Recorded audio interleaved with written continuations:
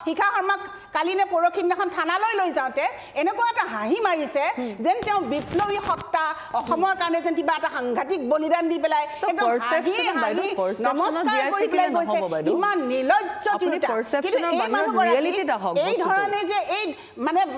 এই যে হেৰিটো দিয়ে আছে তাৰমানে এনাৰ্জিটো দিয়ে আছে এনাৰ্জিটো কোনে দিছে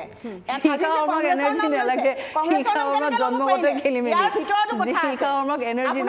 আপোনালোকে বিজেপি মানুহে নিজৰ দলৰ বিষয়ে ক'লে আপোনালোকে ক'ব মোৰ দলৰ বিষয়ে ক'লেও মই ক'ম আচ্ছা বাইদেউ আপুনি ইমান বিজেপিৰ বিষয়ে যে কৈছে আপুনি মোক প্ৰমাণ দিয়ক যে বিজেপি শক্তি তেখেতৰ পিছত আছে আপুনি কেতিয়াও প্ৰমাণ দিব নোৱাৰে কাৰণ বিজেপিৰ লগত একো লেনা দেনা নাই শিখা শৰ্মা না কাৰ্যকৰ্তা হয় না বিজেপিৰ আমাৰ সদস্য হয় আপুনি প্ৰমাণ দিয়ক